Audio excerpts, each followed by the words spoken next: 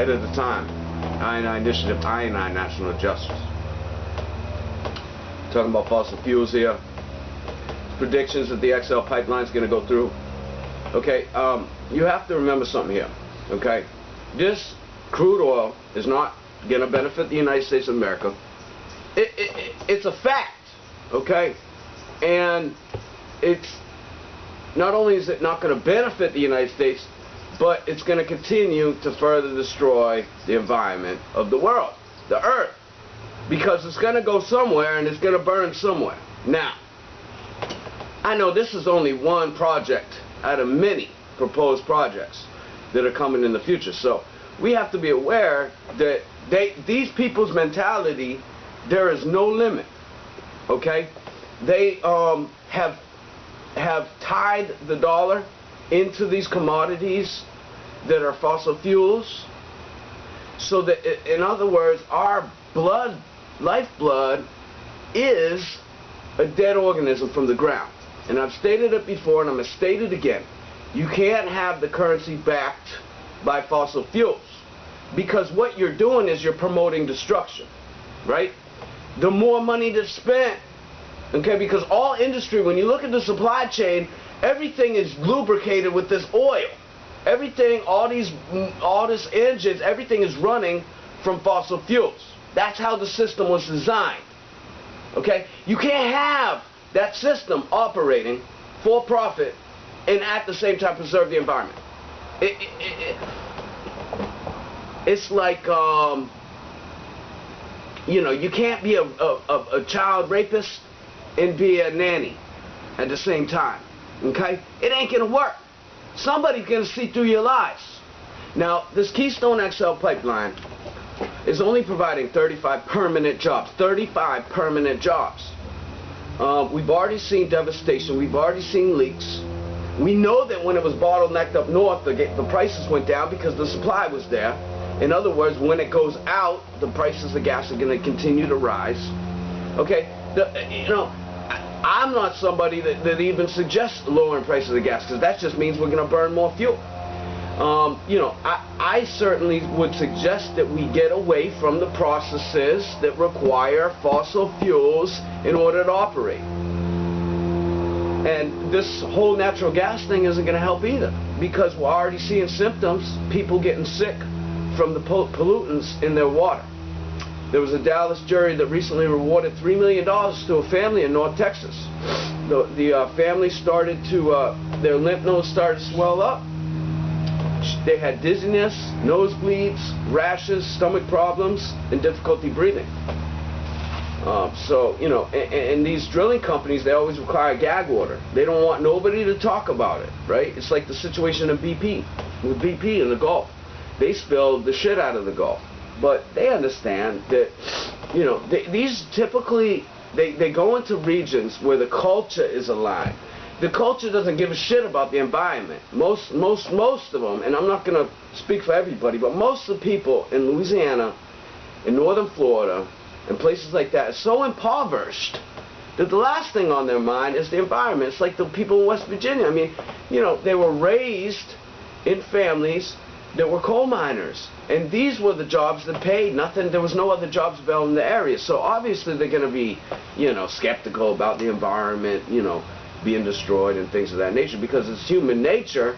When it comes to survival for your own self, then yes, you are going to tend to block out some realities. But, you know, there are some lawsuits going on. The PAR's lawyer is already taking calls from other property owners. Apparently a lot of people getting sick out there from the fracking. And then you had the situation in other states where, you know, you had, you know, the people would turn on their faucet and there was so much natural gas and everything in there that they would actually light on fire. You know, they could light their water on fire. So, on last Tuesday in New York State, a former oil executive called to pass a ban on the practice of hydraulic fracking. He said that fracking is simply not safe or possible, not with the current technology or with the inadequate regulations being proposed. This is a guy that spent 31 years at Mobil.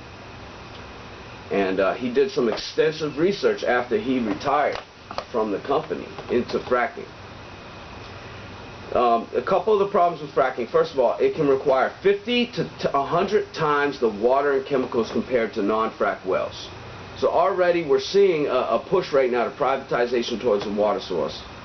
And as a result, we're seeing, water prices are high. I mean, nobody could imagine going into a gas station 10, 20 years ago and paying $2 for a little bottle of water, right?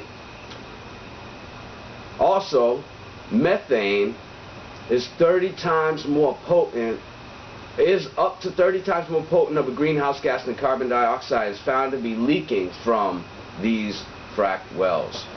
So, more devastation to the environment, more pollutants in our water and our food sources. Not a wise path to go down. Of course, you got people like Rahm Emanuel who have long been telling us that energy independence is the way to go. As long as we can frack and, get the tar sands from Canada, then we're going to be all set. But, this is full of lies.